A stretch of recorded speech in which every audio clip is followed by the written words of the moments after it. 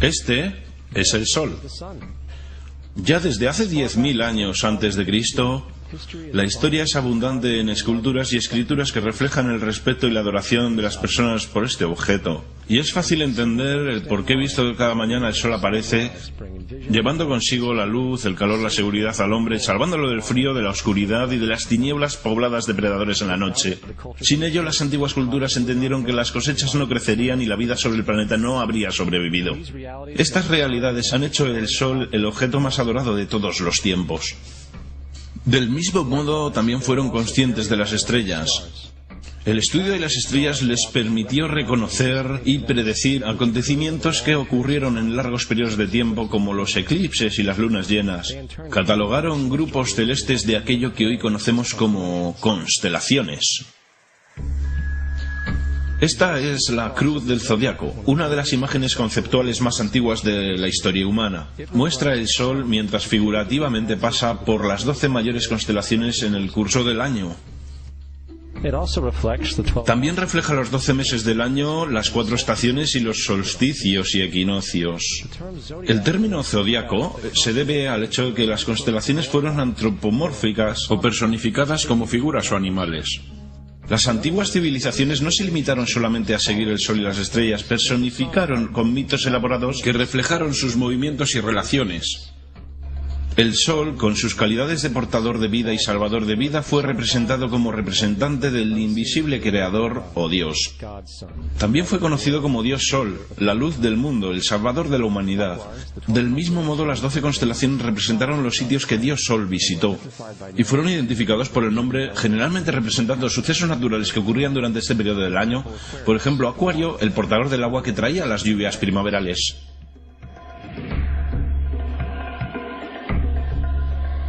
Este es Horus, el dios del sol de Egipto de 3.000 años antes de Cristo. Es el sol antropomorfizado y su vida es una serie de alegorías mitológicas que tienen que ver con su movimiento en el cielo.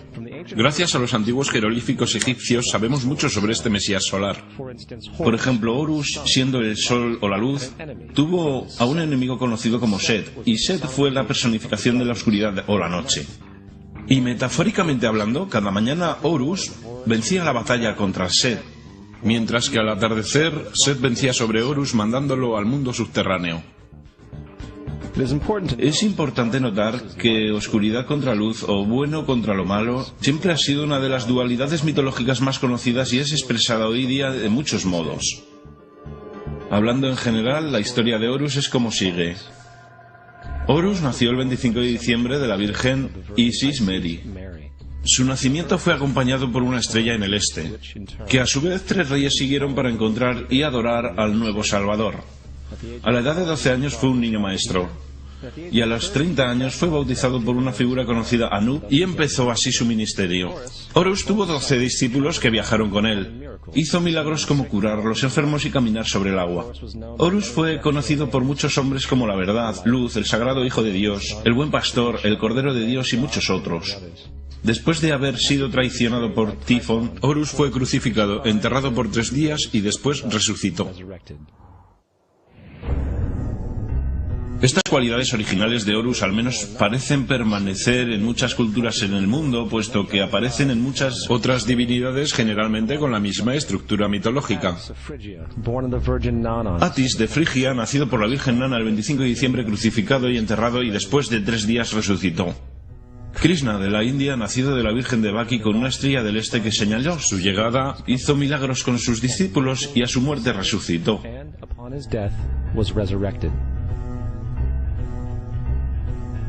Dionisio de Grecia, nacido por una virgen el 25 de diciembre, fue un viajero maestro. Él hizo milagros como transformar agua en vino, fue llamado Rey de los Reyes, el único hijo de Dios, el Alfa y el Omega, y muchos otros, y a su muerte fue resucitado.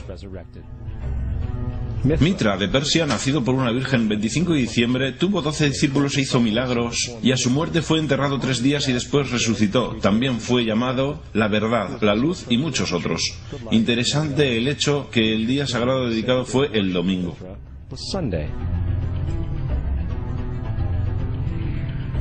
La evidencia es que ha habido numerosos salvadores en diferentes periodos en todo el mundo que tienen las mismas características.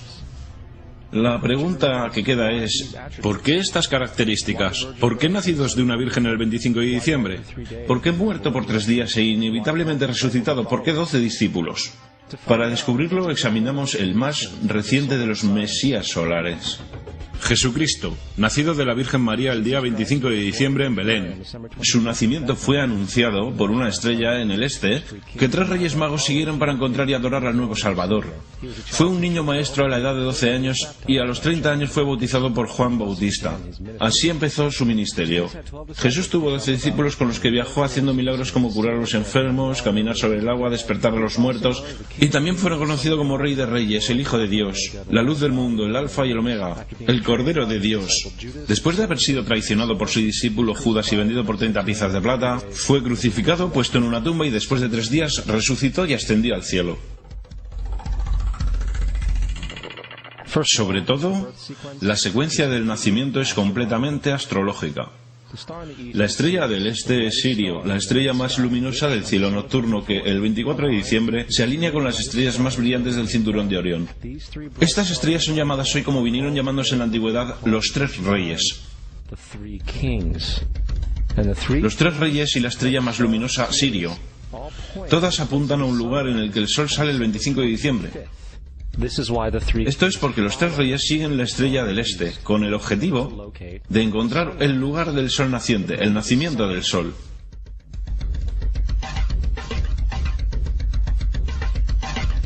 La Virgen María es la constelación Virgo. Virgo en latín significa virgen. El antiguo símbolo de Virgo es la M modificada. Esta es la razón por la que María, junto con las otras madres vírgenes como Mirra, la madre de Adonis, o Maya, la madre de Buda, empezaron con M.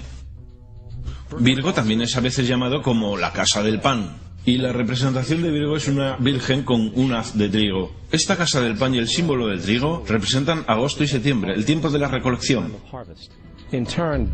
Belén, además se traduce literalmente como casa del pan. Belén es por tanto una referencia a la constelación Virgo, un lugar en el cielo, no sobre la tierra. Hay otro fenómeno muy interesante que ocurre el día 25 de diciembre, el solsticio de invierno. Del solsticio veraniego al invernar los días se vuelven más cortos y fríos. Desde la perspectiva del hemisferio norte, el sol parece moverse hacia el sur volviéndose cada vez más pequeño, acortándose los días y llegando el fin de las cosechas. Con su llegada el solsticio invernal simbolizó el proceso de la muerte. Fue la muerte del sol. Antes del 22 de diciembre la muerte del sol fue observada completamente y puesto que el sol se mueve hacia el sur continuamente por 6 meses, también es el día en que se encuentra el punto más bajo del cielo. Aquí ocurre una cosa extraña, el sol deja de moverse hacia el sur, al menos por lo que se puede percibir, por 3 días. Durante estos 3 días de pausa el sol reside en las vecindades de la constelación conocida como Cruz del Sur. Después de este tiempo, el 25 de diciembre, el Sol se mueve un grado al norte, esta vez llevando consigo días más largos, el calor y la primavera. Por tanto, se dijo, el Sol ha muerto sobre la cruz. Ha quedado muerto por 3 días y después ha vuelto a nacer. Esta es la razón por la que Jesús y otros numerosos dioses del Sol comparten la crucifixión, la muerte por 3 días y el concepto de resurrección. Es el periodo de transición después de que el Sol cambia de dirección hacia el hemisferio norte del planeta, llevando la primavera y la salvación. En todo caso, no celebraron la resurrección del Sol sino hasta el equinoccio de primavera o Pascua. Esto es debido al hecho que en el equinoccio de primavera oficialmente el Sol derrota las fuerzas de las tinieblas y el día se vuelve por tanto más largo en duración que la noche, y las condiciones revitalizantes de la primavera emergen. Ahora, probablemente lo más obvio de todo el simbolismo astrológico alrededor de Jesús concierne a los 12 discípulos. Son sencillamente las 12 constelaciones del zodiaco, con lo que Jesús, siendo el Sol, viaja acompañado de ellas. En efecto, el número 12 es repetido muchas veces en toda la Biblia. Este libro tiene mucho más que ver con la astrología que con cualquier otra cosa. Volviendo a la cruz del zodiaco, la vida figurativa del Sol no fue solo una expresión artística o un instrumento para trazar los movimientos del Sol. También fue un símbolo espiritual pagano, cuya versión simplificada parecía esto. Este no es un símbolo cristiano. Es la adaptación pagana de la cruz del zodiaco.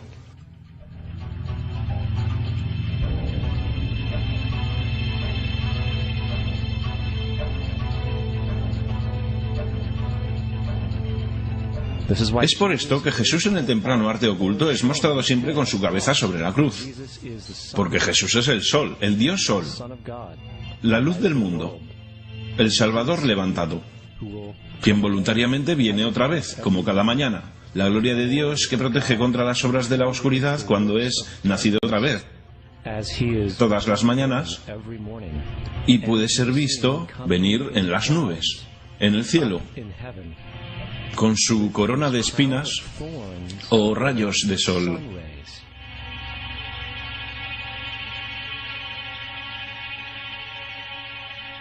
Ahora, de las muchas metáforas astrológicas astronómicas en la Biblia, una de las más importantes tiene que ver con las edades.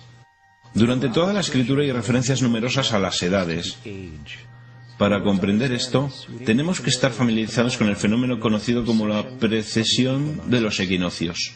Los antiguos egipcios, junto con culturas mucho más antiguas que ellos, supieron que cada 2150 años el amanecer en la mañana del equinoccio de primavera ocurre en un signo diferente del zodiaco. Esto tiene que ver con un lento bamboleo que mantiene la Tierra al rotar sobre su eje. Es llamado precesión porque las constelaciones se van retrasando, en vez de atravesar el ciclo normal anual. La cantidad de tiempo que necesita la precesión para pasar por los 12 signos es aproximadamente de 25.765 años. Esto también es llamado el Gran Año, y las sociedades antiguas eran muy conscientes de esto. Hicieron referencia a cada periodo de 2150 años como una edad. Del 4300 al 2150 a.C. fue la edad de Tauro. De 2150 a un año después de Cristo fue la edad de Aries, el carnero. Desde el año 1 al 2150 después de Cristo, la edad de Piscis, la edad en la que estamos todavía hasta día de hoy. En el 2150 entraremos en una nueva edad, la edad de Acuario. Ahora, la Biblia refleja, hablando en general, un movimiento simbólico a través de 3 edades, mientras anuncia una cuarta. En el Viejo Testamento, cuando Moisés desciende del monte Sinaí con 10 mandamientos, está muy contrariado por ver a sus gentes venerar un becerro de toro dorado. A decir verdad, hizo añicos las tablillas de piedra y ordenó a sus gentes que se mataran para purificarse. La mayoría de los eruditos bíblicos atribuirían esta cólera al hecho de que los israelitas estaban venerando a un ídolo falso, o algo por el estilo. La verdad es que el toro dorado es Tauro, y Moisés representa la nueva edad de Aries, el carnero. Esta es la razón por la cual los judíos incluso todavía hoy soplan el cuerno del carnero. Moisés representa la nueva edad de Aries, y en esta nueva edad todos deben liberarse de la vieja edad. Las otras deidades marcan estas transiciones igualmente, como Mitra, un dios precristiano que mata el toro con la misma simbología. Ahora Jesús es la figura que conduce a la edad que sigue a Aries, la edad de Piscis, o los 2 peces. El simbolismo de pez es muy abundante en el Nuevo Testamento, cuando Jesús alimenta a 5.000 personas con pan y 2 peces. Cuando empieza su ministerio caminando a lo largo de Galilea, se hace amigo de 2 pescadores que lo siguen. Creo que todos hemos visto el pez Jesús en la parte trasera de los coches de mucha gente, aunque pocos saben lo que significa realmente. Es un simbolismo astrológico pagano para el reino del sol durante la edad de Piscis. También la presunta fecha de nacimiento de Jesús es esencialmente el principio de esta edad. En Lucas 22:10, cuando Jesús es preguntado por sus discípulos que dónde estarán la próxima Pascua después de marcharse, Jesús responde: «Contemplad, cuando estéis entrando en la ciudad, allí conoceréis a un hombre llevando un cántaro de agua. Síguelo hasta la casa donde entre». Esta Sagrada Escritura es con mucho una de las más reveladoras de todas las referencias astrológicas. El hombre que lleva un cántaro de agua es Acuario. El portador del agua, que es descrito como un hombre que vierte una jarra de agua permanente, representa la edad de después de Piscis. Y cuando el sol, el dios Sol, deja la edad de Piscis, Jesús, entrará en la casa de Acuario, porque Acuario sigue a Piscis en la precesión de los equinoccios. Todo lo que Jesús está diciendo es que después de la edad de Piscis vendrá la edad de Acuario. Todos hemos oído hablar alguna vez del fin de los tiempos o del fin del mundo. Aparte de las representaciones gráficas en el libro de la Revelación, la fuente principal de esta idea es Mateo 28:20, donde Jesús dice: estaré con vosotros hasta el final del mundo. Sin embargo, la versión del Rey James, mundo, es una mala traducción entre muchas malas traducciones. La palabra que realmente está utilizando es eón, que significa edad. Estaré con vosotros hasta el final de la edad. Es cierto, pues la personificación solar de Piscis de Jesús terminará cuando el Sol entre en la edad de Acuario. En su totalidad, el concepto del fin de los tiempos y fin del mundo es una alegoría astrológica mal interpretada. Digámosle eso a los aproximadamente 100 millones de personas en USA que creen que el final del mundo se acerca. El símbolo de Jesús, además de ser un híbrido literario y astrológico, es más explícitamente un plagio del dios sol egipcio Horus. Por ejemplo, este grabado de hace aproximadamente 3.500 años en las paredes del templo Luxor en Egipto. Son las imágenes de la proclamación, la concepción inmaculada, el nacimiento y adoración de Horus. Las imágenes comienzan con la visión que anuncia a la Virgen Isis que concebirá Horus. Luego Nef, el Espíritu Santo que deja embarazada a la Virgen, y luego el nacimiento virginal y la adoración. Esta es exactamente la historia del milagro de la concepción de Jesús. A decir verdad, las semejanzas literarias entre Horus y Jesús son sorprendentes.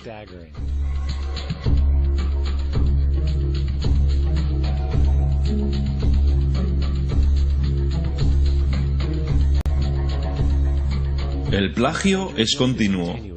La historia de Noé y el arca de Noé son tomadas directamente de la tradición. El concepto de la gran inundación es ubicuo en todo el mundo antiguo, con más de 200 diversas citas en diversos periodos y épocas. Sin embargo, llegamos a fuentes tan lejanas como la epopeya de Gilgamesh, de origen precristiano, escrito en 2600 a.C. Esta historia habla de una gran inundación ordenada por Dios, un arca de animales salvados sobre él, e incluso el lanzamiento y el regreso de la paloma. Todo esto en común con la historia bíblica, entre muchas otras semejanzas. Y luego hay una historia plagiada de Moisés. Sobre el nacimiento de Moisés se dice que fue puesto en una canasta y dejado a la deriva en un río para evitar el infanticidio. Después fue rescatado por una hija de la realeza y criado por ella como un príncipe. Esta historia del bebé en la canasta fue sacada directamente del mito de Sargón de Acadia, alrededor de 2250 a.C. Cuando nació Sargón fue puesto en una canasta para evitar el infanticidio y dejado a la deriva en un río. Fue rescatado y criado por Aquí, una reina matrona. Además, Moisés es conocido como el dador de ley, el dador de 10 mandamientos, la ley mosaica. Sin embargo, la idea de una ley que fue dada por Dios a un profeta sobre una montaña es también muy vieja. Moisés es solo un dador de ley en una larga línea de dadores de ley en una historia mitológica. En India, Mao fue el gran dador de ley. En Creta, Minos subió al monte Dicta, donde Zeus le dio las leyes sagradas. Mientras en Egipto estaba Mises, quien llevó tablas de piedra donde las leyes de Dios fueron escritas. Manu, Minos, Mises, Moisés. Y hasta los 10 mandamientos están sacados literalmente del hechizo 125 del libro de los muertos egipcio. En lo que en el libro de los muertos se leía: no he robado, se convirtió en no robarás; no he matado, se convirtió en no matarás; no he dicho las mentiras, se convirtió en no mentirás, etc. A decir verdad, la religión egipcia es la base fundamental de los principios de la teología judeocristiana. Bautismo, vida después de la muerte, sentencia definitiva, el alumbramiento virginal y la resurrección, la crucifixión, el arca de la alianza, la circuncisión, los salvadores, la sagrada comunión, la gran inundación, la Pascua, la Navidad, la Pascua de los judíos y mucho más, son todo atributos de ideas egipcias. Preceden al cristianismo y al judaísmo en mucho tiempo. San Justino, uno de los primeros historiadores y defensores del cristianismo, escribió: Cuando decimos que Jesucristo, nuestro Maestro, fue concebido sin una unión sexual, fue crucificado, murió, resucitó y ascendió a los cielos, no proponemos nada diferente a lo que creen los llamados hijos de Júpiter. En un escrito diferente, San Justino dijo: nacido de una virgen, acepte esto en común con lo que usted cree de Perseo. Es obvio que Justino y los primeros cristianos sabían lo similar que era el cristianismo de las religiones paganas. Sin embargo, Justino tenía una solución. En lo que a él se refería, el diablo lo hizo. El diablo tenía la previsión de anteponerse a Cristo y creó estas características en el mundo pagano. Cristianismo fundamentalista, fascinante. Estas personas creen que el mundo tiene en realidad 12.000 años. Yo le pregunté a uno de estos tipos, de acuerdo, fósiles de dinosaurio. Y dijo, ¿fósiles de dinosaurio? Dios los puso ahí para probar nuestra fe.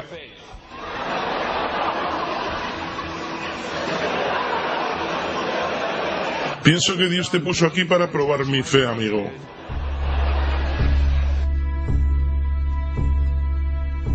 La Biblia no es nada más que un híbrido literario astroteológico, igual que todos los mitos religiosos antes que ella. A decir verdad, el aspecto de transferencia, desde las cualidades de un personaje a un nuevo personaje, se pueden encontrar en el mismo libro. En el Viejo Testamento está la historia de José. José era un prototipo para Jesús.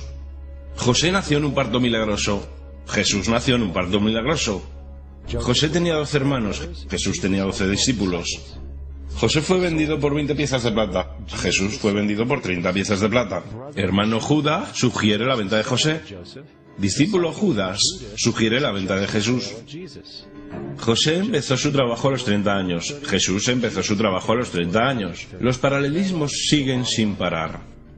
Además, ¿hay alguna evidencia histórica no bíblica de alguna persona viviendo con el nombre de Jesús? El hijo de María que viajó con 12 seguidores, sanando a las personas y cosas por el estilo. Hay numerosos historiadores que vivieron alrededor del Mediterráneo, tanto durante como después de la presunta vida de Jesús.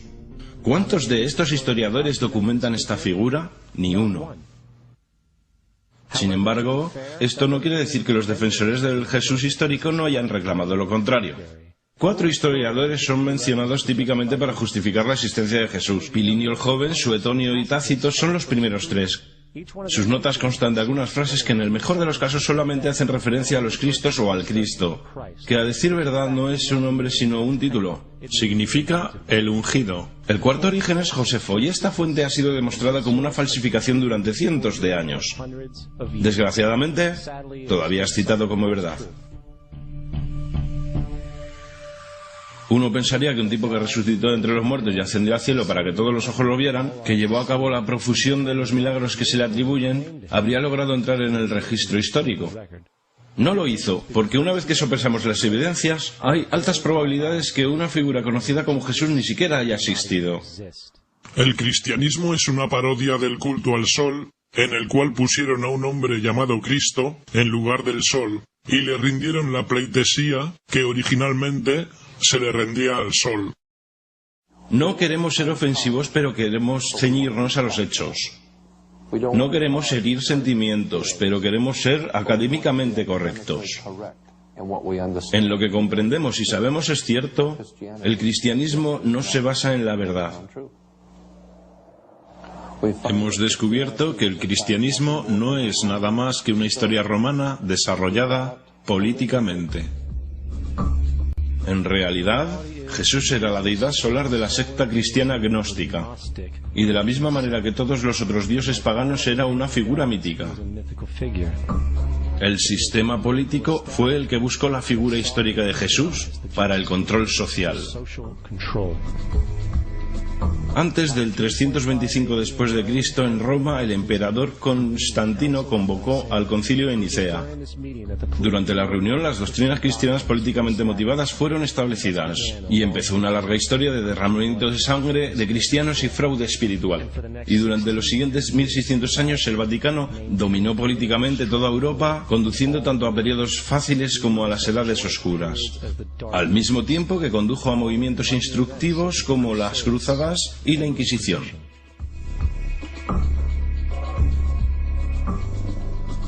El cristianismo, junto con todos los demás sistemas de creencias, es el fraude de la era. Sirvió para separar la especie del mundo natural y de un individuo a otro, y además respalda la sumisión ciega a la autoridad.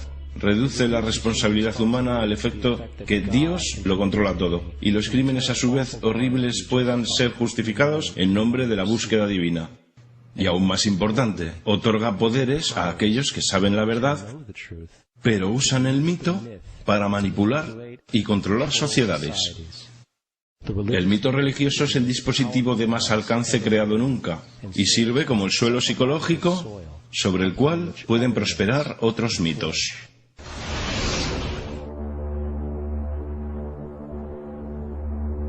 Un mito es una idea que, aun siendo popularmente creída, es falsa. En un sentido más profundo, en el sentido religioso, el mito sirve como una historia que orienta y conmueve a la gente. El foco del mito no es una relación de la historia con la realidad, sino con su función. Una historia no puede funcionar a menos que sea creída por la comunidad o la nación. No es un tema de debate que algunos tengan el mal gusto de cuestionar la veracidad de tal historia sagrada. Los guardianes de la fe no entran en debate con ellos. Ignoran o denuncian como blasfemo al que lo cuestione. Es erróneo, blasfemo y pecaminoso que sugiera, insinúe o ayude a otras personas a llegar a la conclusión que el gobierno de USA haya matado